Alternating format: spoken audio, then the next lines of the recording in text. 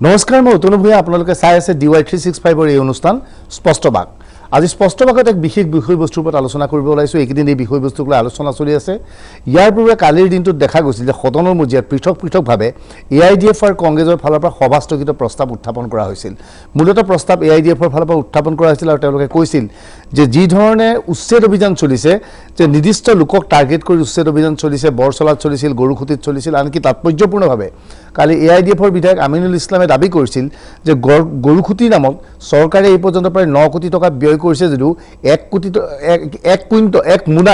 1 মুন চাউল বা ধান উৎপাদন কৰিব পৰা অৱস্থাত নাই গৰুখুটি এয়া পদ্ম হাজৰিকাৰ ব্যক্তিগত লাভালাভৰ বাবে কৰা হৈছে প্ৰকৃততে আসলতে একো হোৱা নাই আৰু এই উচ্ছেদত যিসকল লোকক উচ্ছেদ কৰা হৈছে পিছত তেওঁলোকক চৰকাৰী মাটিত সংস্থাপন কৰা হৈছে কিন্তু উচ্ছেদ অভিযান আৰম্ভ কৰাৰ সময়ত চৰকাৰে বাৰে বাৰে কৈছিল যে এইখিনি বহিৰাগত এইখিনি বিদেশী কিন্তু এতিয়া তেওঁলোক স্বদেশী বুলি চৰকাৰে স্বীকাৰ কৰিছে এই মুহূৰ্তত প্ৰশ্ন হৈছে যে চৰকাৰৰ স্থিতি কি আসলতে এইখিনি সময়ত আটাইতকৈ তাৎপৰ্যপূৰ্ণ ঘটনা ৰাজ্যৰ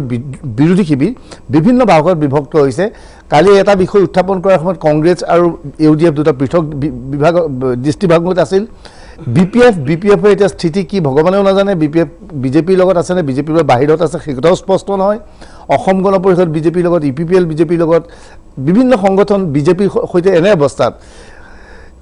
বিৰোধী বিভাজনৰ ফলত চৰকাৰ লাভান্বিত হৈছে নেকি যে চৰকাৰে ইচ্ছা কৰি যি ধৰণৰ সিদ্ধান্ত মন যায় তাকে লয় আৰু যাৰ ফলত বিৰোধীয়ে কিন্তু মাত মাতিব নোৱাৰা অৱস্থাত একত্ৰিত হৈ মাত মাতিব পৰা নাই নেকি এইখিনি সময়তে এনে ধৰণৰ কথাও আহিছে যে হিমন্ত বিশ্ব শৰ্মাই এইবাৰ আন এক নতুন ৰাজনীতি আৰম্ভ কৰিছে 65% ৰাজনীতি অৰ্থাৎ হিন্দুক লৈ ৰাজনীতি খেলিব ওলাইছে আৰু মাদ্ৰাসা উচ্ছেদ অভিযান চলাই দিছে আৰু এই ৰাজনীতিত আন নালাগে উত্তৰ প্ৰদেশ উত্তৰাখণ্ড আদিও অনুপ্ৰাণিত হৈ মাদ্ৰাসাৰ ওপৰত সাৰ্ভে কৰাৰ প্ৰক্ৰিয়া আৰম্ভ কৰিছে যিটো প্ৰক্ৰিয়া হিমন্ত বিশ্ব আৰম্ভ কৰিছিল আমি কথা পাতিম আজি এইখন চৰকাৰৰ 65% বা 65% ৰাজনীতিৰ ওপৰত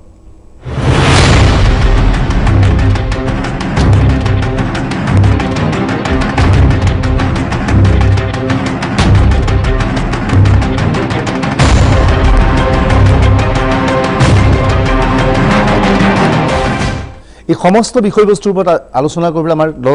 ষ্টুডিঅ'ত কেইবাটাও দলৰ প্ৰতিনিধি উপস্থিত আছে কংগ্ৰেছৰ হৈ তেওঁলোকৰ বিধায়ক নুৰুল হুদা আমাৰ মাজত আছে আমাৰ মাজত AIDF ৰ ৰফিকুল ইছলাম আছে আৰু বিজেপিৰ হৈ ৰাজ্যসভাৰ সাংসদ পবিত্ৰ মাঘেৰিটা উপস্থিত আমি আটাইকেইজনকে অনুষ্ঠানলৈ স্বাগতম জনাইছোঁ মই পবিত্ৰ মাঘেৰিটাৰ পৰা আৰম্ভ কৰিব বিচাৰিছোঁ যে আসলতে আপোনালোকৰ চৰকাৰখনে এইবাৰ যোৱাবাৰ সৰ্বানন্দ সোণোৱালৰ দিনত আছিল বুলি নকওঁ মই হিমন্ত বিশ্ব চৰকাৰৰ দিনত আছিল বুলি ক'ব বিচাৰিছোঁ যিহেতু আপুনি হিমন্ত বিশ্ব শৰ্মাৰ ৰাজনৈতিক সচিব হিচাপে আছে যে 65% ৰাজনীতি এতিয়া আপোনালোকে আৰম্ভ কৰিব ওলাইছে নেকি যে 35% নালাগে আমাক 65% লাগে ডক্টৰ হিমন্ত বিশ্ব শৰ্মা নেতৃত্বাধীন চৰকাৰখন বা ভৱেশ কলিতাদেৱ নেতৃত্বাধীন আমাৰ ৰাজ্যিক বিজেপিয়ে তেনেধৰণৰ ভগ্নাংশৰ বা তেনেধৰণৰ কম শতাংশৰ ৰাজনীতি নকৰে আমি 100% ৰাজনীতি কৰিছোঁ আৰু এটো ঠিক যে সনাতন সংস্কৃতিত বিশ্বাসী বা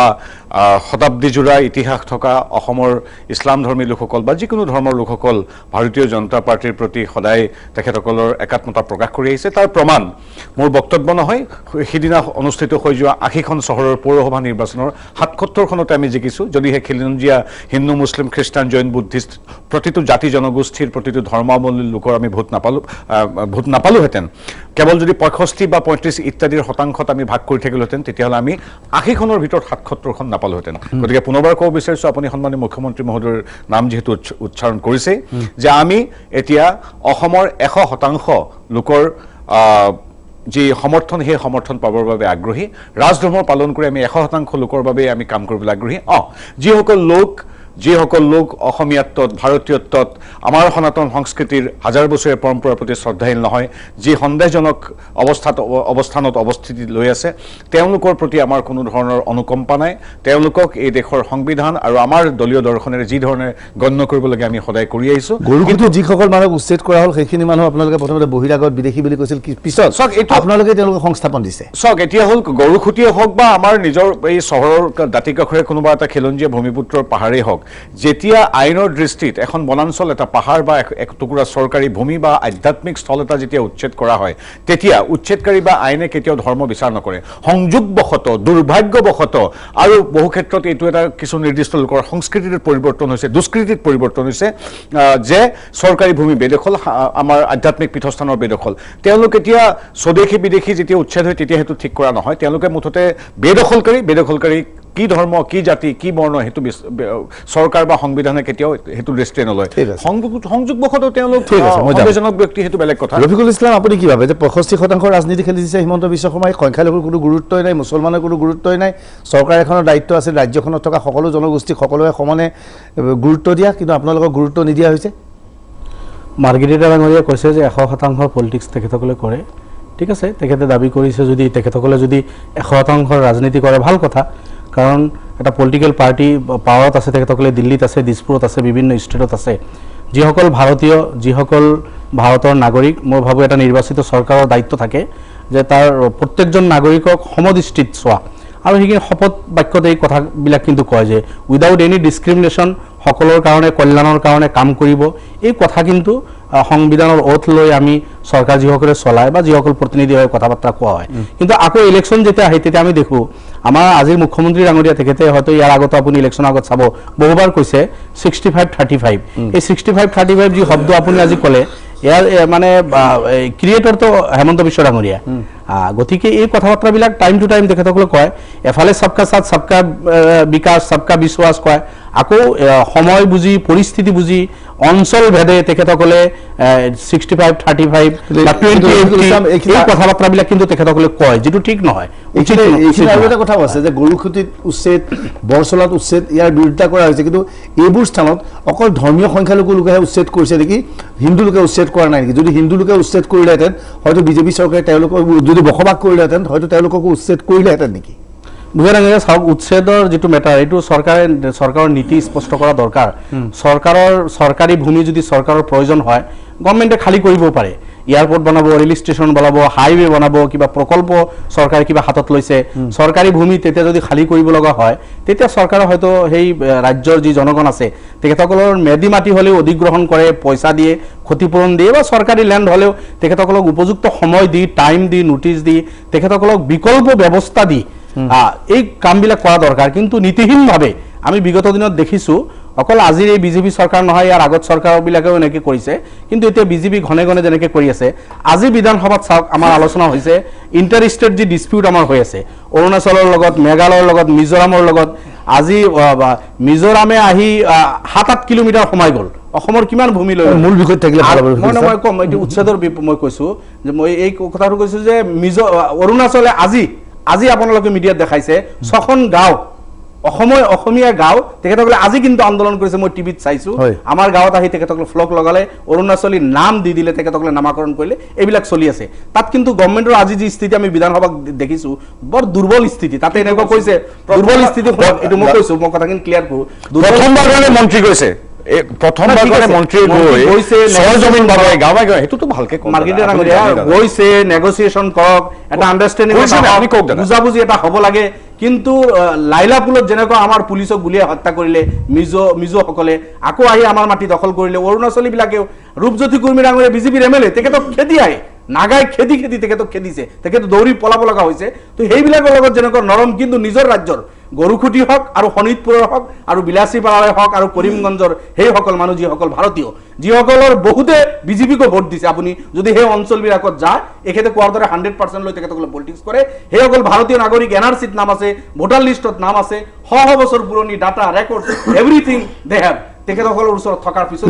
এই মানুহখিনি ৰাতাৰাতিৰ ভিতৰত কোনো নোটিছ নিদিয়াকৈ ভূমিহীন মানে কোনোবা এজনৰ যদি 50 বিঘা মাটি আছে 2 বিঘা 5 বিঘা বেলেগত আছে সেইজন মানুহক ভাঙি দিলে কথা নাথাকে মানুহ সেইজনৰ মাটি আছে গুচি যাব এনেকুৱা আহি চৰকাৰী মাটি লৈছে যিসকল ভূমিহীন মানুহ ল্যান্ডলেছ মানুহ মোদী ডাঙৰীয়াই কিন্তু দিল্লী লালকিল্লাৰ প্ৰাচীৰৰ পৰা কৈছিল ল্যান্ডলেছ মানুহক 2022 লৈকে মাটি দিয়া হ'ব কোৱা হৈছে বেঘৰ মানুহক ঘৰ দিয়া হ'ব কিন্তু আনফালে চৰকাৰে কিন্তু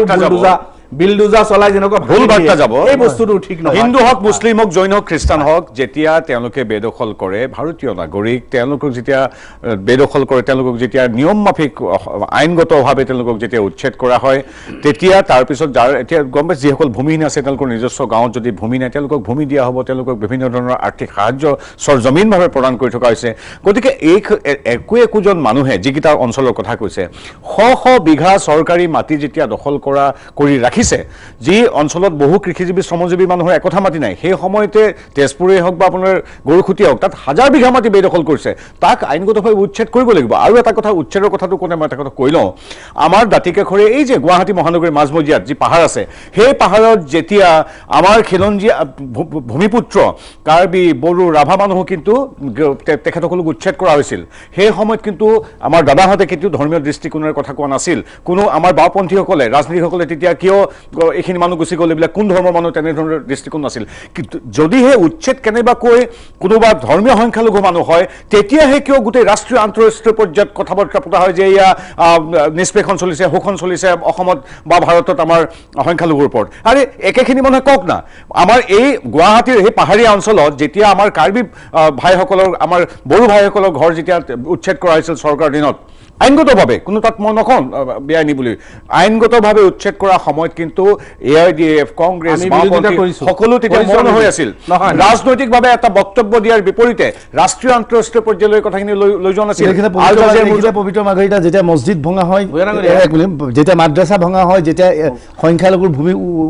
উচ্ছেদ কৰা হয় তেতিয়া আপোনালোকৰ মুখ্যমন্ত্ৰী বা আমাৰ মুখ্যমন্ত্ৰী হিমন্ত বিশ্ব শৰ্মাই কেমেৰা পাৰ্চন বা সাংবাদিকত হিন্দীত কথা কয় ইংৰাজীত কথা কয় যাতে ৰাষ্ট্ৰীয় পৰ্যায়ত প্ৰাধান্য পায় যে অৰ্থাৎ মই এনে এটা কাম কৰিলোঁ মই আপুনি আমাৰ অসমবাসী দৰ্শকে আমাৰ DY দৰ্শকে গৌৰৱেই কৰিব যে আজিৰ তাৰিখত ডক্টৰ হিমন্ত বিশ্ব শৰ্মা এগৰাকী ৰাষ্ট্ৰীয় নেতা আৰু প্ৰত্যেক আমাৰ যেতিয়া স্থানীয় ভাষাত যেতিয়া বক্তব্য দিয়া হয় তাৰ পৰৱৰ্তী সময়ত লগে লগে 8-10টা চেনেলে কয় ইংৰাজীত দিয়ক হিন্দীত দিয়ক এতিয়া এইখিনি এটা কথা কওঁ অতন্ত্ৰ মই এটা কথা বিৰোধাচৰণ কৰিছোঁ দাদাই ক'লে যে মাদ্ৰাছা ভঙা ডক্টৰ হিমন্ত বিশ্ব শৰ্মা নেতৃত্বাধীন চৰকাৰে কেতিয়াও মাদ্ৰাছা ভঙা নাই যি শিক্ষানুষ্ঠানত বা প্ৰতিষ্ঠানত সেই মাদ্ৰাছাই হওক বা অন্য কাৰ্যালয় হওক যদিহে জেহাদী কাৰ্যকলাপ সন্দেহজনক কাৰ্যকলাপ কোনো ধৰণৰ আইন বিৰুদ্ধ কাৰ্যকলাপ হয় তেতিয়াহ'লে সেই অনুষ্ঠান প্ৰতিষ্ঠানটোৰ গৃহ ভাঙিছে সংযোগবশতঃ কেইবাটাও সন্মানীয় সাংসদ ডাঙৰীয়াই যিখিনি বক্তব্য ৰাখিলে মই ভাবিছিলোঁ যে তেওঁ এজন সাংসদ হিচাপে তেওঁ সঁচা কথাবিলাক প্ৰকাশ কৰিব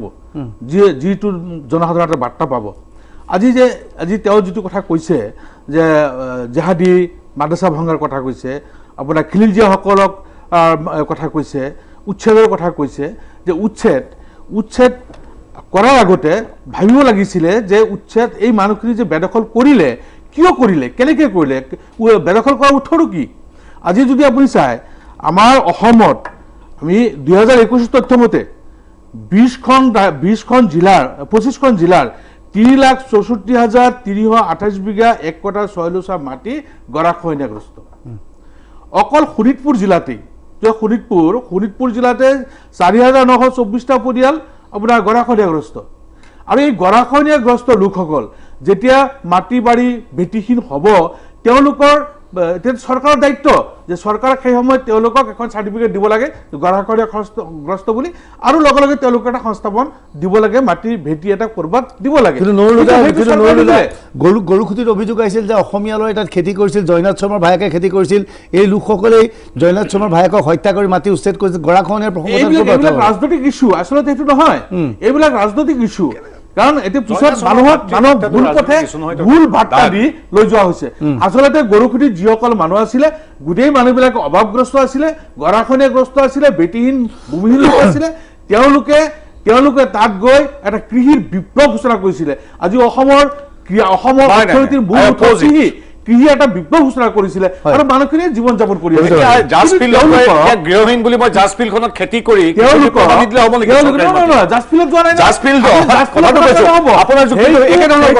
চৰকাৰী মাটি আছে চৰকাৰী মাটি খিলঞ্জীয়া মানুহৰ মাটি তীৰ্থস্থানৰ মাটি এখন চৰকাৰৰ প্ৰধান দায়িত্ব হ'ল নাগৰিকৰ জীৱন ৰক্ষা কৰা সম্পত্তি ৰক্ষা কৰা জনিয়া বাগবৰৰ পৰা গৈ আপুনি গৰুখুটিৰ মাটি দখল কৰিব মোৰ মাটি নাই ভূমি ব্ৰহ্মপুত্ৰ লুইতে সহায় দিছে বুলি আপুনি দখল কৰিব কথা কৈ আছিল আপুনি যেতিয়া কথা কৈ আছিল আমি নীৰৱে কিন্তু শুনি আছিলো কিন্তু আপুনি কথা কওঁতে আপুনি কয় গৰুখুটি যিখিনি কৰিছে সম্পূৰ্ণ অন্যায়ভাৱে কৰিছে এই মানুহখিনি তেতিয়া কৈছে যে সংস্থাযুক্ত বাংলাদেশী বুলি কৈছে এজনো বাংলাদেশী উলিয়াই দিব পৰা নাই চৰকাৰে একজন বাংলাদেশী উলিয়াই দিব পৰা নাই কিন্তু সেই সময়ত একেবাৰে হাৱা হৈ গৈছিলে যে বাংলাদেশী বেদখলকাৰী বুলি কৈছিলে ভাৰতীয় নাগৰিক হিচাপে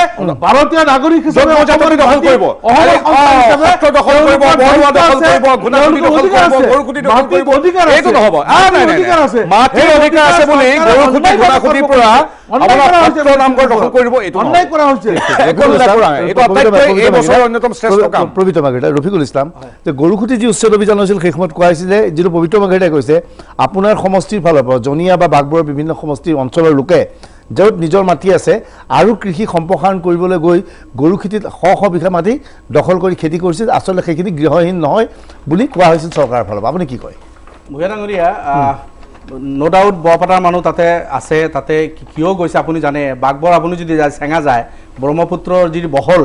18-20-25 কিলোমিটাৰলৈকে ব্ৰহ্মপুত্ৰ বহল হৈ গৈছে আজি ধুবুৰীত যিটো ব্ৰিজ হৈ আছে 19 কিলোমিটাৰ তাৰমানে ব্ৰহ্মপুত্ৰ 19 কিলোমিটাৰ বহল 19 কিলোমিটাৰ অসমত কোনোবা খালী ঠাই আপুনি দেখিছে নেকি নিশ্চয় তাতে বসতি আছিল গাঁও আছিল শ শ ভিলেজেছ আছিল আজি মৰিগাঁৱৰ পৰা এইফালে যদি দৰঙৰ ফালে আপুনি যায় ব্ৰহ্মপুত্ৰ 20-22 কিলোমিটাৰ তেজপুৰ এইখিনি যদি যায় আমাৰ গুৱাহাটীত 1.5 কিলোমিটাৰ তো ব্ৰহ্মপুত্ৰ 1.5 কিলোমিটাৰ তো কনফাইন্ড আছে মোৰ বেকি নদী 200 মিটাৰ কিছুমান জায়গাত 2 কিলোমিটাৰ হৈ গৈছে বেকি এই গাঁওবিলাক উঠি গৈছে মানুহ তো গছৰ আগত থাকিব নোৱাৰে এইখিনি মানুহ ভাৰতীয় এইখিনি মানুহ অসমীয়া ভোটাৰ লিষ্টত নাম আছে যুগ যুগৰ পৰা তেখেতসকলে ইয়াতে আছে যেতিয়া নদীত খহাই লৈ গৈছে অকল বৰপেটা সেইখিনি নহয় এই দৰং আপুনি যাব মৰিগাঁও দৰং ব্ৰহ্মপুত্ৰ বৈ গৈছে গৰুখুটিৰ আশে পাশে থকা যিবিলাক ভিলেজ পাৰ্মানেণ্ট গাঁও আছিল এই মানুহবিলাক গৈ বা বৰপেটাৰ পৰা আহিছে মই মানিছোঁ নগাঁৱৰ পৰাও গৈছে দৰঙৰ পৰা গৈছে সেইসকল এনেকুৱা ঠাই আপুনি নদীৰ চৰ চাব যিসকলে তাতে প্ৰজেক্ট কৰিব গৈছে থাকক ভালদৰে 9 কোটি খৰচ কৰিছে তাৰ পিছতো কিমান টকা খৰচ হৈছে বিধানসভা আমি হিচাপটো ল'ম ইমান টকা খৰচ কৰি 2-4 বছৰ থাকক কিন্তু তাতে এই মানুহখিনি ইমান ষ্ট্ৰাগল কৰি আছিল বানপানীৰ লগত এনেকুৱা না ৰাস্তা ঘাট আছিল সৰু সৰু নদীৰ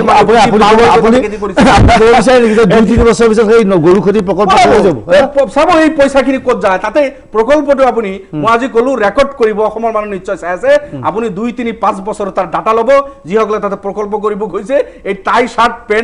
পেন কোট পিন্ধি তাতে ভাই প্ৰকল্প কৰা জায়গা নহয় ব্ৰহ্মপুত্ৰ পানী যেতিয়া উঠি আহে এইবাৰ পানী হোৱা নাই বা কোনো বছৰ নহব বেলেগ কথা তাতে কিন্তু 5 বছৰৰ 3 বছৰ এনেকুৱা পানী ধুই দিব এনেকুৱা অৱস্থা হ'ব এই গৰু গিৰিগা এইবিলাক থাকক আমাৰ চৰকাৰী পইচা কৰকাটালৰ পইচা দি কিনি আনিছে থাকিলে আমি ভাল পাম 2 টকা ইনকাম হওক কিন্তু কি অৱস্থা হ'ব কথা আপুনি চাব পাৰিব এই মানুহখিনি দুখীয়া মানুহ তাতে আছিল তাতে স্কুল আছে অঙ্গনবাদী সেন্টাৰ হেলথ সেন্টাৰ ইলেক্ট্ৰিফিকেশন হৈছিল কিছু ঠাই তাত মন্দিৰ আছিল মন্দিৰ কিন্তু উচ্ছেদ হৈ গ'ল তাত পূজাৰী আছিল পূজাৰী হত্যা কৰা হ'ল বহুত দূৰত পাহাৰত মন্দিৰ তাতে 36 বিঘা মাটি লৈছিল 70 বিঘা মাটি লৈছিল ঠিক আছে 70 বিঘা নহয় তাতে 100 বিঘা মাটি ললেও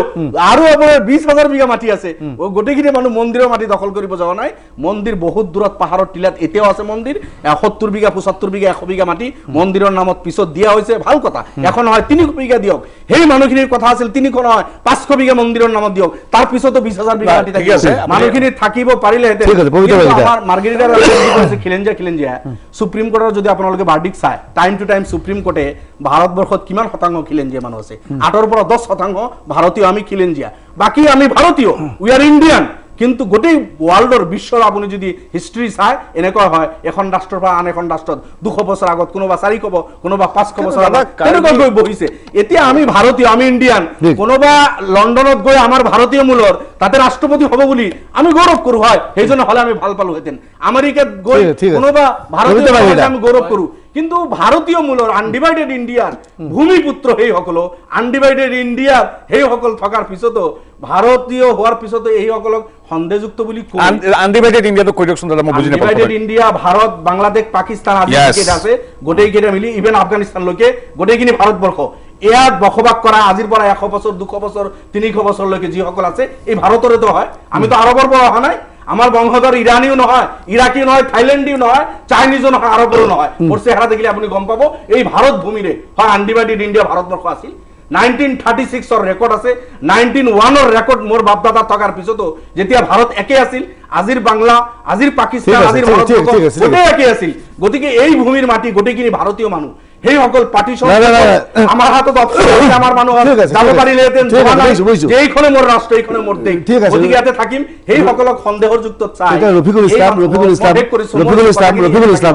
আপুনি আপোনাৰ কৈছে আপোনাৰ চেহাৰা দেখি আপুনি কৈছে আপোনাৰ চেহাৰা দেখি ক'ব পাৰে যে আপুনি অবিভক্ত ভাৰতৰ পবিত্ৰ মাৰ্ঘেৰিটাৰ চেহেৰা দেখি আপুনি ক'ব বিচাৰে নেকি যে অবিভক্ত ভাৰতৰ নহয়? মইতো কোৱা নাই, মোক কোনেও নকয় যে থাইলেণ্ডৰ পৰা আহিছো বা আৰবৰ পৰা আহিছো, কোনেও নকয় মোক আৰবৰ পৰা বুলি নকয়, আমেৰিকাৰ পৰা নকয়, লণ্ডনৰ পৰা, মাৰ্ঘেৰিটা ডাঙৰীয়াকো নকয়, তেখেতেও ইয়াৰে ভূমিপুত্ৰ, তেখেতেও আমি হয়। আপুনি অলপ সময়ৰ কাৰণে এইটো ভাবকচোন যে পাকিস্তান আৰু বাংলাদেশ বোলা যিটো আমাৰ RSSৰ এইটো এজেণ্ডা আছে যে আমাৰ কি কয় আপোনাৰ কি ভাৰত,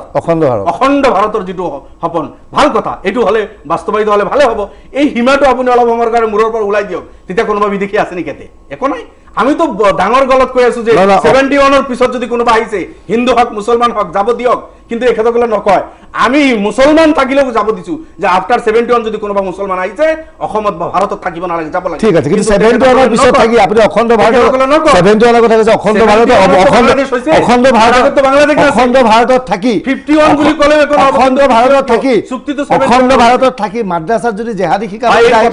অখণ্ড ভাৰতীয় জেহাদী কোনোপধ্যে গ্ৰহণযোগ্য নহয়। কিন্তু চাব কেনেকে নেৰেটিভ সৃষ্টি কৰা হৈছে। বিধানসভাত ডাটা খোজা হৈছে 2016ৰ পৰা 2021-22 লৈকে কিমানজন এক্সট্ৰিমিষ্টক গ্ৰেপ্তাৰ কৰা হ'ল, একজেক্ট ফিগাৰটো মোৰ মনত নাই, 2000 অধিক সংখ্যা দিয়া হৈছে। 22 2000 কিমান সংখ্যা দিছে? 84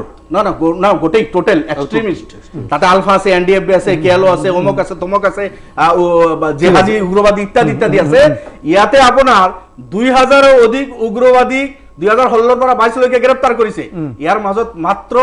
46 জন মুছলমান আছে। তার মাজত ডাটা দিছে 8 জন না 10 জনের কথা কৈছে মাদ্রাসার লগত সম্পর্ক আছে। এই 8-10 জন মানুহ এজনে না থাকক, মই বিচাৰো যে এজনে মাদ্ৰাসাৰ লগত সম্পৰ্ক থাকিব নালাগে। 8-10 জনেৰ কথাটো শেষ কৰো। অভিয়ৰ বাখৰ হৈছে হুঁশিয়াৰ হ'ব। মাদ্ৰাসা পবিত্ৰ, মাদ্ৰাসা অনুষ্ঠান পবিত্ৰ আছিল, পবিত্ৰ আছে, পবিত্ৰ থাকিব। কোনো এক্সট্ৰিমিজমৰ জায়গা মাদ্ৰাসা, মসজিদ বা স্কুল কলেজ অনুষ্ঠানত আমাৰ সমাজত হ'ব নালাগে, এটা মন্তকৰণে বিচাৰো। কিন্তু এই 8 জন বা 10 জন অভিযুক্ত, এতিয়াও তেখেতসকল কিন্তু কনভিক্টেড নহয়। অভিযুক্ত হিচাপে 10 জন মাদ্ৰাসাৰ লগত টাচ থকা মানুহ এই বাংলাদেশৰ কিবা নাম দিছে 2-3টা, সেইসকলৰ লগত জড়িত থকাৰ কাৰণে যেনেকুৱা নেৰেটিভ সৃষ্টি কৰা হৈছে, এনেকুৱা মানে ধাৰণা দিয়া হৈছে যে গোটেই মাদ্ৰাসা ভাৰতবৰ্ষত লাখ লাখ মাদ্ৰাসাত গোটেই জেহাদীৰে কাৰ্যকলাপ হয়। ওয়াৰেছ এই 16ৰ পৰা 22 লৈকে অসমতে 2000 অধিক উগ্ৰবাদী গ্ৰেপ্তাৰ কৰা হৈছে, যিসকল NDFB বা আলফা অন্যান্য উগ্ৰবাদী, যিসকল বিভিন্ন স্কুল কলেজ ইউনিভাৰ্চিটিত পঢ়া। এই অনুষ্ঠানত কিন্তু কোনো ব্লেম কৰা নাই।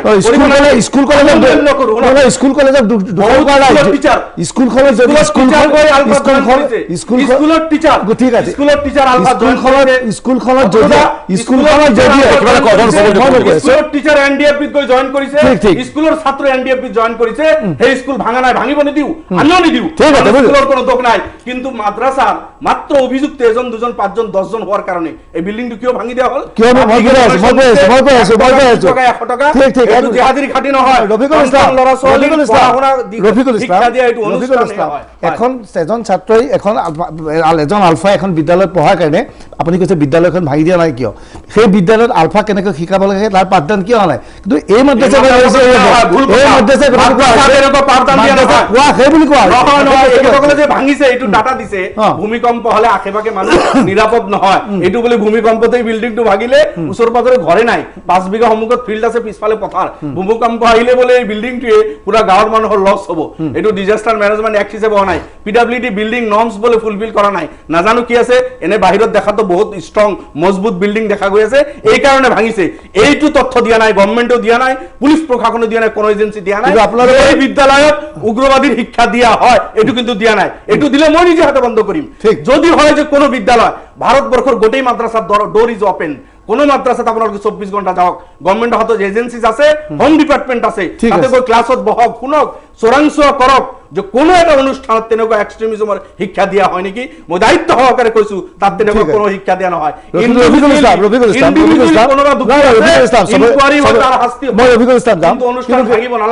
এইটো ভুল হৈছে চৰকাৰৰ। গোৱালপাৰাত আপোনালোকৰ ধৰ্মীয় সংখ্যালঘুৱে মিলি মাদ্ৰাসাখন ভাঙি দিলে। মাদ্ৰাসা নহয়, এইটো ভুল তথ্য কৈ আছে। এইটো এটা ঘৰ, মাদ্ৰাসাৰ ওচৰত এজন মানুহৰ ঘৰ, সেই মানুহজন অভিযুক্ত হৈছে, পাব্লিক সেন্টিমেন্টাল হৈছে যে তোমালোকে অভিযুক্ত বুলি আমাৰ সমাজক বদনাম কৰিবা। এতিয়ালৈকে সেই মানুহজন কনভিক্টেড হোৱা নাই, প্ৰুভড হোৱা নাই। অভিযুক্ত হোৱাৰ কাৰণে চাওক আমাৰ মানুহৰ মন কিমান সৰল। জাষ্ট অভিযুক্ত হিচাপে এজন ব্যক্তি, তাৰ ঘৰ সেই ঝুপৰি পচা, সেইটো পাব্লিকে ভাঙি দিছে যে তই যদি অভিযুক্ত থাকিব নালাগে আমাৰ গাঁৱত। সেইটো মাদ্ৰাসা ভাঙা নাই, এজন মানুহৰ ঘৰহে ভাঙিছে, এইটো মাদ্ৰাসা নহয়। কিন্তু দৰ্শকৰ জ্ঞাতাৰ্থে জনা যে ৰঞ্জন দমাইও আজিলৈকে অভিযুক্ত হোৱা নাই, এতিয়ালৈকে কেছ চলি আছে। এইখিনি অলপ এটা বাণিজ্যিক বিৰতিৰ পিছত আমাৰ আলোচনা অব্যাহত থাকিব। লৈছোঁ এটা বাণিজ্যিক বিৰতি।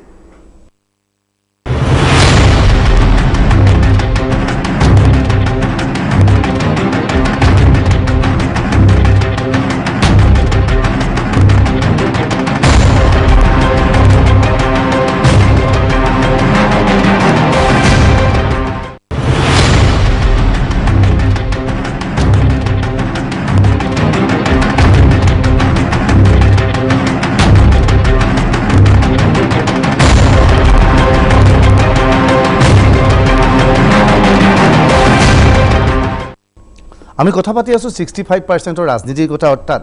হিন্দুত্বক লৈ ৰাজনীতি খেলিব বিচাৰিছে নেকি হিমন্ত বিশ্ব শৰ্মাৰ নেতৃত্বাধীন চৰকাৰখনে। আৰু দেখা গৈছে যে 65% লৈ ৰাজনীতি কৰিছোঁ বুলি এইবাবেই কৈছোঁ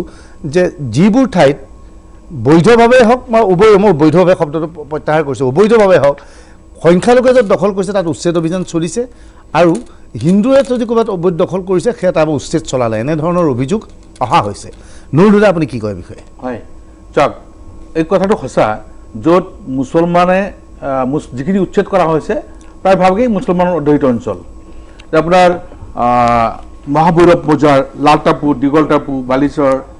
গড়াইমাৰি এইখিনিত চব মুছলমান মানুহ আছিলে। তাৰপিছত ধলপুৰ, গৰুখাটি মুছলমান উচ্ছেদ কৰিছে। তাৰপিছত আপোনাৰ হেৰিত আপোনাৰ এই চিংৰি, ধিৰাই মাজুলী, ঢেকিয়াৰী গাঁও, তাৰমানে এইখিনি আছিলে আপোনাৰ বৰচলা সমষ্টি।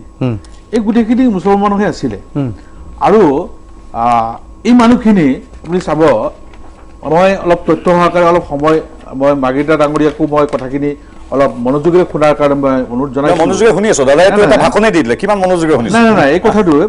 এই আজিজুল হক পিতা ইৰাজ আলী তেওঁক উচ্ছেদ কৰিছে, তেওঁ সন্দেহযুক্ত বিদেশী বুলি তেওঁক উচ্ছেদ কৰি দিছে। তেওঁৰ আজিজুল হক পিতা ইৰাজ আলী 2003 চনত তেওঁৰ গৰাখহনীয়াই,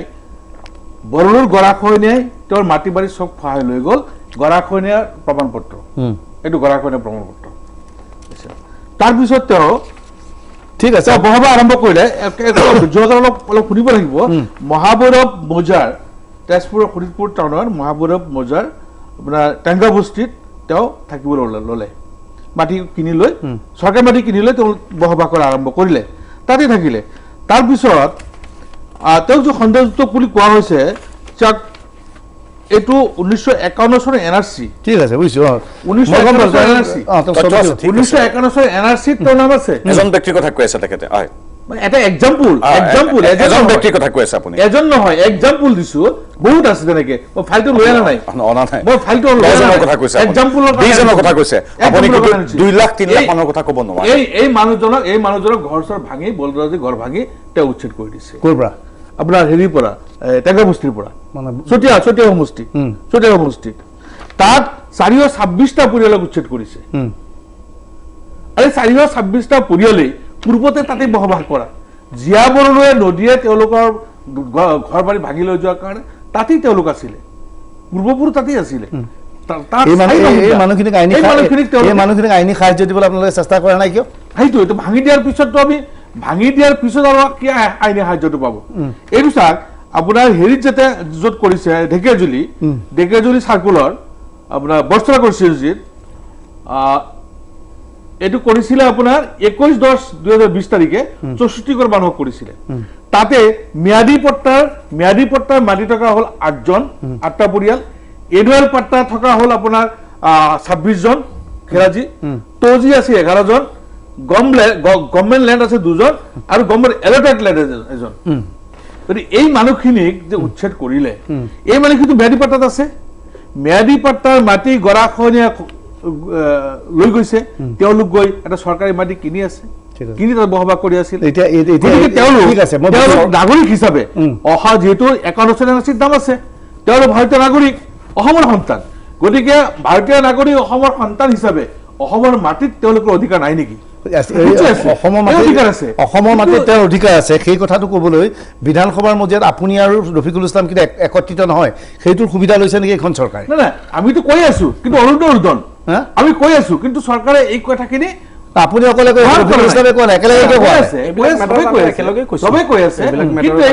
চৰকাৰে গুৰুত্ব দিয়া। আজি আপোনাৰ যিটো জেহাদীৰ কথা ক'লে, মাদ্ৰাছা ভাঙাৰ কথা ক'লে, যিটো মাদ্ৰাছা ভাঙিছে, মাদ্ৰাছাটো কি? যদি সেই মাদ্ৰাছাত পঢ়ুৱা শিক্ষকজন যদি জেহাদী, তেওঁক দৌৰি বিচাৰৰ কাঠগড়াত থিয় কৰে, তেওঁক শাস্তি দিয়ক, আমি একমত, আমি সহযোগ কৰিম। কিন্তু মাদ্ৰাছাটো কি অপৰাধ কৰিছে? মাদ্ৰাছাটো অপৰাধ কৰা নাই, গৃহটোতো কোনো অপৰাধ কৰা নাই, গতিকে গৃহটো ভাঙি দিব। আজি আজি এটা কুৱেশ্যনৰ উত্তৰত 84 জন জেহাদীৰ লগত সম্পৰ্ক থকা ব্যক্তিক কৰায়ত্ব কৰিছিল, তাৰে 10 জন মানুহ তেওঁলোকে হেৰি কৰিছে, চিনাক্ত কৰিছে। 10 জনৰ ভিতৰত কি আছিল, তেওঁলোকৰ অপৰাধ কি আছিলে? যে জলসাসমূহত তেওঁলোকে বক্তৃতা দিছে, বক্তৃতাত মানুহক উচতাইছে জেহাদী কৰাৰ কাৰণে। সেই কথাটো তেওঁলোকৰ তাত কোনো বন্দুক বাৰুদ বা কোনো আগ্নেয়াস্ত্ৰ এইবিলাক এই সংক্ৰান্তত পীযুষ হাজৰিকাই কৈছে যে এতিয়া আচলতে ধৰ্মীয় উন্মাদনাৰ সৃষ্টি কৰি থকা হৈছে। এটা সময়ত তেওঁলোকৰ পিঠিত এটা মানৱ বোমা দি দিব আৰু মানৱ বোমাৰে ভয়ানক ঘটনা সংঘটিত কৰিব, সেয়া আৰম্ভণি। হ'বই নোৱাৰে। এতিয়া মই ৰফিকুল ইছলামৰ ওচৰত যাম। ধৰ্মীয় শিক্ষা দিয়া হয়, য'ত ইছলাম ধৰ্ম শিক্ষা দিয়া হয়, আৰু ইছলামৰ অৰ্থ হৈছে শান্তি। গতিকে শান্তিত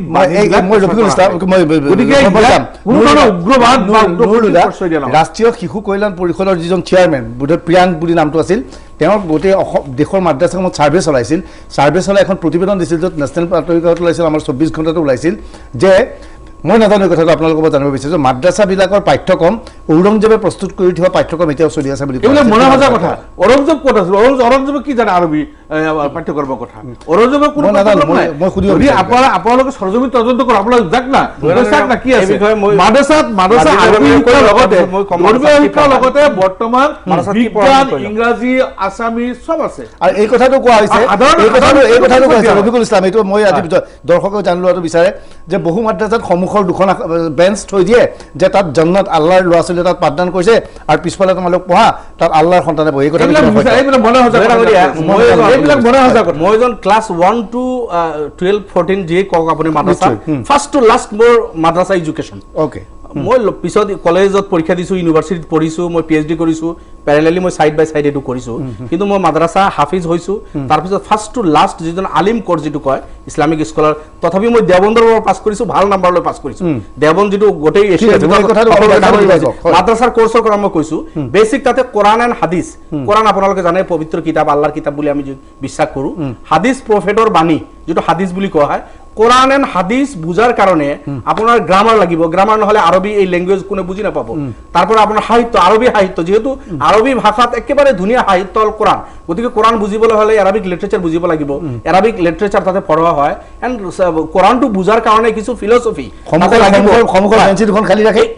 সন্মুখৰ বেঞ্চ, সন্মুখৰ বেঞ্চত বহি মই পঢ়িছোঁ। সন্মুখৰ শিক্ষকৰ একেবাৰে আপুনি যাব 24 ঘণ্টা আমাৰ মাদ্ৰাছা খোলা, গাড়ীগাঁৱত মাদ্ৰাছা আছে আপুনি যাব, ইছলামপুৰত মাদ্ৰাছা আছে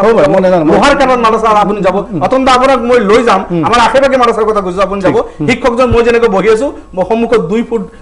পিছত ষ্টুডেণ্টৰ বেঞ্চ আছে, তাতে বহি পঢ়ি আছে, সন্মুখত বহি পঢ়াই আছে। এটা চৰকাৰৰ কথা যে হিমন্ত বিশ্ব আৰু হাদিছ, ইয়াৰ লগত আপোনাৰ মই কৈছোঁ তাতে আপোনাৰ জেনেৰেল ছাবজেক্টছো আছে, এই math, science, English, Assamese up to class 8 লৈকে পঢ়োৱা হয়। এতিয়াতো আমি 12 লৈকে ডাঙৰ মাদ্ৰাছাবিলাক আমি এইটো চৰকাৰৰ কথাটো হৈছে হিমন্ত বিশ্ব শৰ্মাই ৰাষ্ট্ৰীয় পৰ্যায়ত আপুনি যাব ডিপাৰ্টমেণ্ট অফ ইংলিছ, কম্পিউটাৰ আছে, দৰ্শকে জানিব বিচাৰিব হিমন্ত বিশ্ব শৰ্মাই ৰাষ্ট্ৰীয় পৰ্যায়ৰ টেলিভিছন চেনেলতো কৈছে যে মই আচলতে মুছলমানক ভাল পাওঁ বাবে এই মছজিদ মাদ্ৰাছা শিক্ষক পাঠ্যক্ৰম বাতিল কৰি তেওঁলোকক ডাক্তৰ ইঞ্জিনিয়াৰ কৰিব বিচাৰিছোঁ, হাফিজ কৰিব বিচাৰোঁ। মই কৈছোঁ মাদ্ৰাছাত মুছলমানৰ ল'ৰা ছোৱালী পঢ়ে 3 পৰা 4% ল'ৰা ছোৱালী। এইটো অসমৰ প্ৰেক্ষাপটত লওক, যদি আপুনি 1,20,00,000 মুছলমান অসমত আছে, ইয়াৰ পৰা যিখিনি আমাৰ ল'ৰা ছোৱালী স্কুলত পঢ়িব, বুঢ়া মানুহখিনিতো নপঢ়ে, তো টোটেল পপুলেশ্যনৰ যিখিনি ষ্টুডেণ্ট হয় ইয়াৰ মাজৰ পৰা 3 to 4% মাদ্ৰাছাত পঢ়ে। বাকী যিখিনি ষ্টুডেণ্ট হ'ব ইয়াৰ পৰা 96% আমাৰ স্কুল কলেজৰ কাৰণে আছে। কিন্তু মুছলমানৰ এই 96% ল'ৰা ছোৱালী স্কুল কলেজত যোৱা নাই, তাৰ পৰা 50% স্কুল কলেজত গৈছে, 50% এতিয়াও আঙ্গুঠা মাৰিব লাগে, টিপছ হৈ কৰে। মুছলিম লিটাৰেচি ৰেট, শিক্ষাৰ হাৰ অসমত যদি আপুনি ছাৰ্ভে কৰে মোৰ দেন 50% নহ'ব। গতিকে এই যিখিনি 96% যিসকল মাদ্ৰাছাত নাযায় সেইসকলক 100% যদি স্কুল কলেজত চৰকাৰে আনিব পাৰিলেহেঁতেন আমি বহুত ধন্যবাদ দিলোহেঁতেন। কিন্তু সেইসকলৰ কাৰণে কোনো ব্যৱস্থা নাই, চৰ চাপৰিত ভাল স্কুল নাই, আপোনাৰ বহুত জেগাত আজি স্কুল নাই। মই ইয়াৰ আগতে কৈছোঁ হাতীগাঁও যাব মুছলিম লেবাৰবিলাকে কাম কৰি আছে, আপুনি ধীৰেণপাৰাত যাব মুছলিম লেবাৰে কাম কৰি আছে, ঠেলাৱালা ৰিক্সাৱালা, তেখেতসকলৰ ল'ৰা ছোৱালী যোৱাৰ কাৰণে কিন্তু অসমৰ ঈদ বাটাবিলাকত মুছলমানৰ মানুহ কাম কৰি আছে, লেবাৰে কাম কৰি আছে, তাত যোৱাৰ কাৰণে ভাল এটা স্কুল দিয়া নাই। এইখিনিতো মাদ্ৰাছাত যোৱা নাই, সেইখিনিৰ পৰাতো ডক্টৰ ইঞ্জিনিয়াৰ আপুনি বনাব পাৰে। এই 4%ৰ কাৰণে আপোনাৰ ইমান চিন্তা, সেই 4% পৰা মই আহিতো PhD কৰিছো গুৱাহাটী বিশ্ববিদ্যালয়ত পঢ়াইছো 4% পৰা আহি মৌলানা বদৰুদ্দিন আজমল সেই মাদ্ৰাছাৰ পৰা আহি ইন্টাৰনেশ্যনেল বিজনেছম্যান MP হৈছে সেই 4% পৰা আহি হাফিজ বশিৰ আহমেদ কাছিমি কটন বিশ্ববিদ্যালয়ৰ প্ৰফেসৰ হৈ এতিয়া অসম বিধানসভাৰ বিধায়ক সেই 4% পৰা আহি এইবাৰো বহুত কেইজন ল'ৰা হাফিজ হৈ নিট কোৱালিফাইড কৰি MBBS ত পঢ়ি আছে যোৱা বছৰ 7-8 জন লৈছে মাত্ৰ 4% পৰা আহি বহুতে PhD কৰিছে বহুতে টেট কোৱালিফাইড কৰি টিচাৰ হৈছে বহুতে আপোনাৰ বিভিন্ন বিভাগত কাম কৰিছে এই 4% পৰা আহি কটনৰ head of the department Fazlur Rahman এই 4% পৰা আহি Guwahati university head of Rafiqul Islam আপোনাৰ নেহৰু ইউনিভাৰ্সিটিত পঢ়ি আহিছে মাদ্ৰাসাত পঢ়ি আহিছে কিন্তু যিখিনি 96% এৰি থলু সেই 96% ক ভাল স্কুল দিয়ক ভাল কলেজ দিয়ক এই অকল শিক্ষা দীক্ষাৰ ব্যৱস্থা কৰক 10% মুছলমান ল'ৰা ছোৱালী লিটাৰেসি ৰেট হওক এটা আমি কামনা কৰো কিন্তু শিক্ষা দিয়া এক মিনিট আপুনি 4%ত লাগি আছে মই 96%ৰ কথা ক'ব বিচাৰিছো হিমন্ত বিশ্ব শৰ্মাখিনা স্বীকাৰ কৰিছে যে অসমীয়া মাধ্যমৰ বিদ্যালয় সেই 96%ৰ মাজতে আছে অৰ্থাৎ এটা অসমীয়া মাধ্যমৰ বিদ্যালয় সংখ্যালঘুৰ মাজত গুৰুত্ব লাভ কৰিছে বুলি ক'ব বিচাৰিছে আপুনি এই প্ৰসংগত কি ক'ব বিচাৰে এই প্ৰসংগত এইটোৱে যে অসমীয়া মাধ্যমৰ বিদ্যালয় চৰচাপৰি অঞ্চলবিলাকত যাব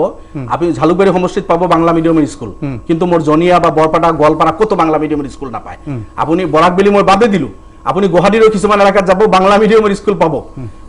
কিন্তু আপুনি মুসলিম অধ্যুষিত অঞ্চল আপোনাৰ যাওক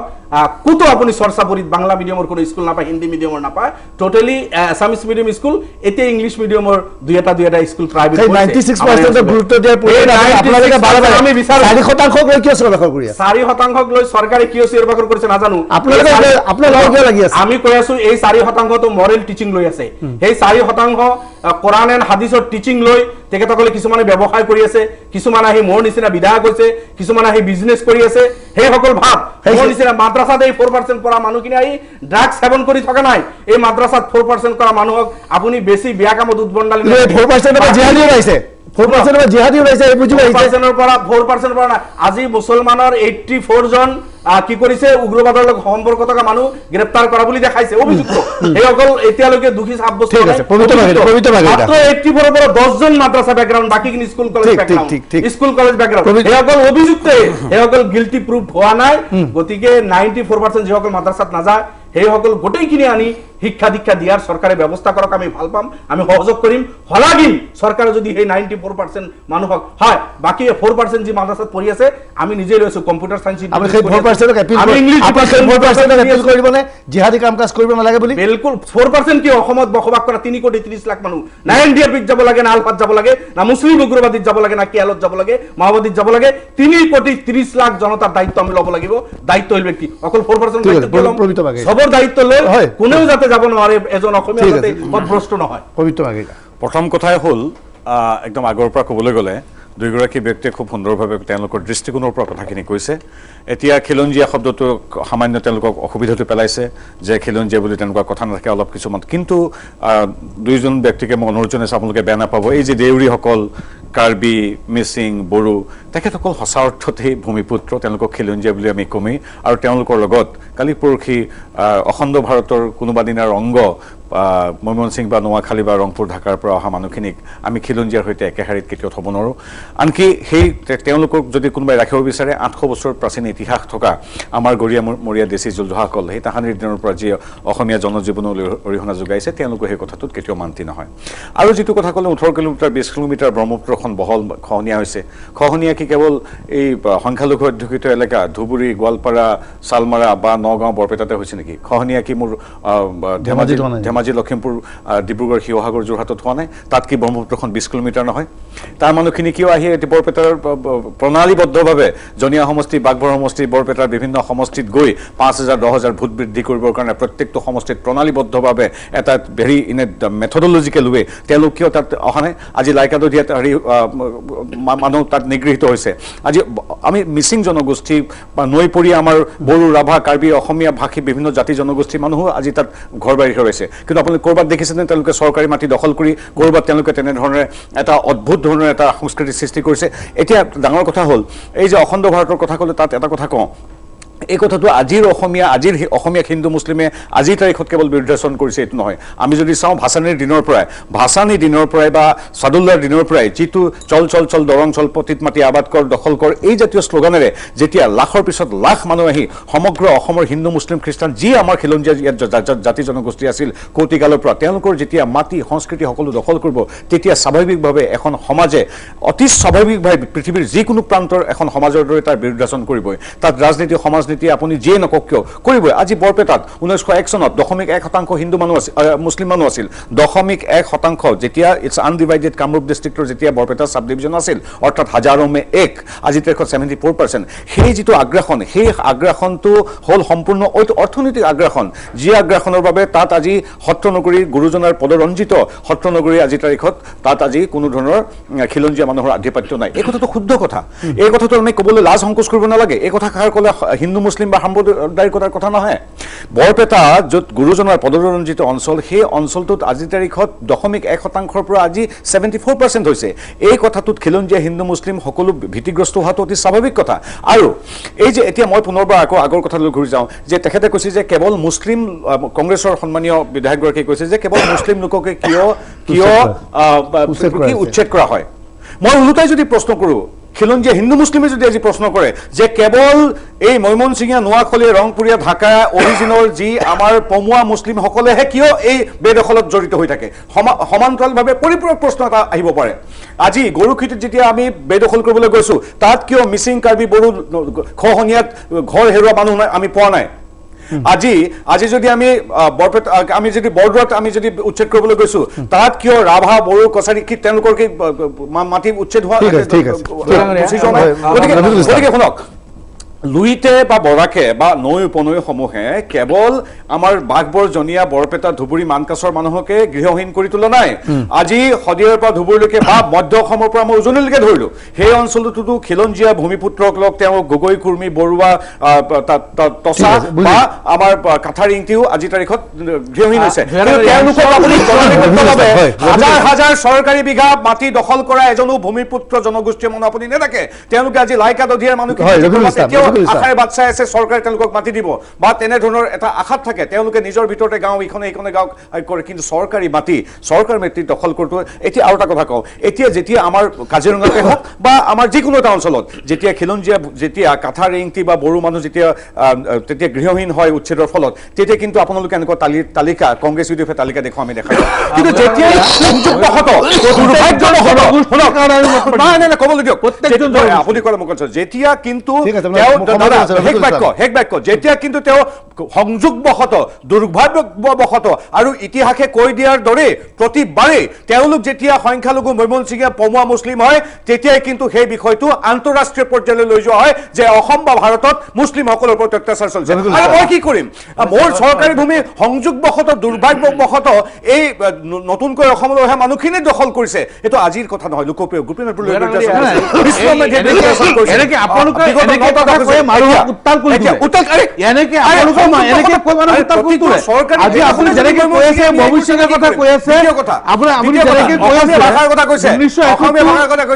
to get a safeguard to কিবা শিল ৰাজনৈতিক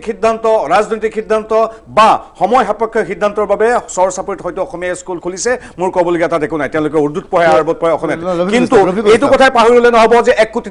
মানুহৰ ভিতৰত 90 লাখ মানুহ কিন্তু মূলতঃ বাংলা ভাষী মানুহ আৰু তেওঁলোকে সময় যেতিয়া উছমানিয়ে কৈ দিয়ে বাংলা ভাষা বুলি কৈ দিয়ে উছমানিয়ে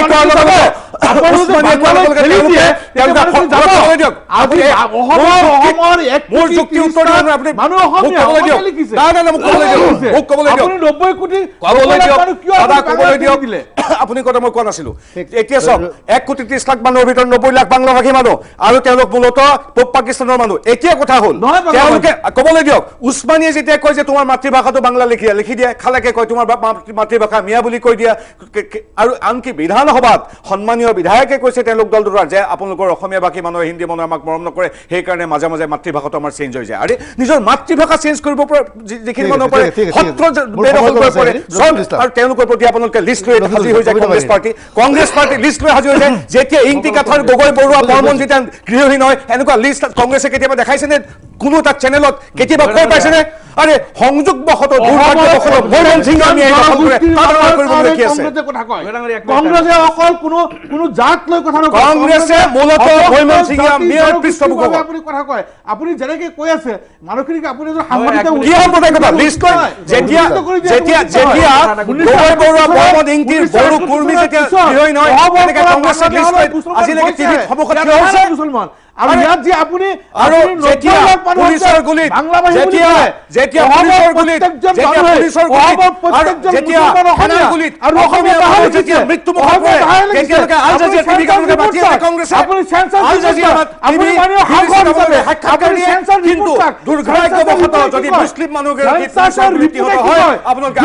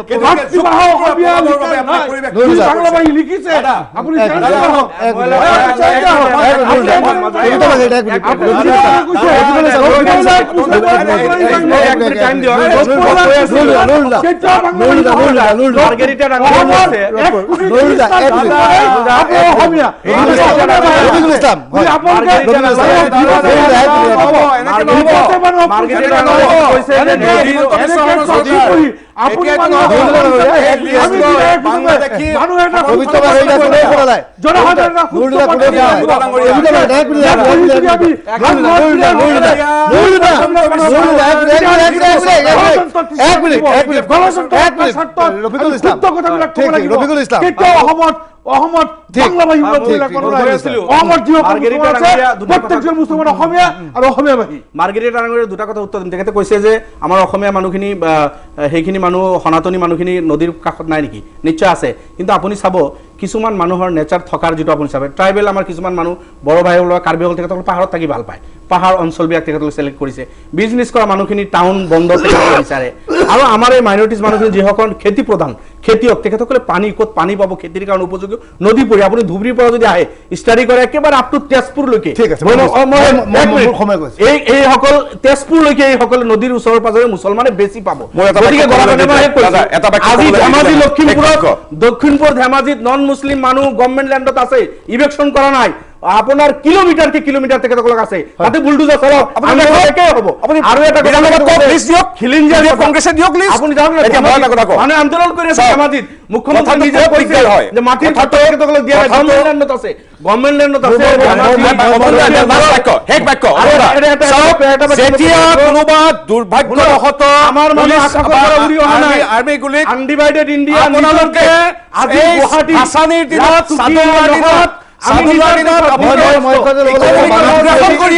বাণিজ্যিক বিৰতি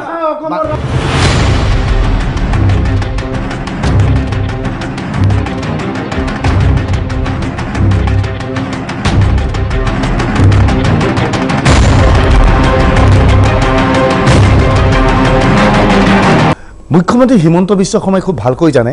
যে এতিয়া নিৰপেক্ষ পন্থা ল'লে নহ'ব কিয়নো নিৰপেক্ষ পন্থা বিভিন্ন সংগঠনে লৈছে কংগ্ৰেছে নিৰপেক্ষ পন্থা লৈ